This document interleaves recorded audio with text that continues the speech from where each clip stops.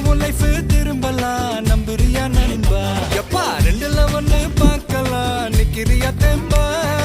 எப்பவும் லைஃப் திரும்பலாம் நம்புறியா நண்பா?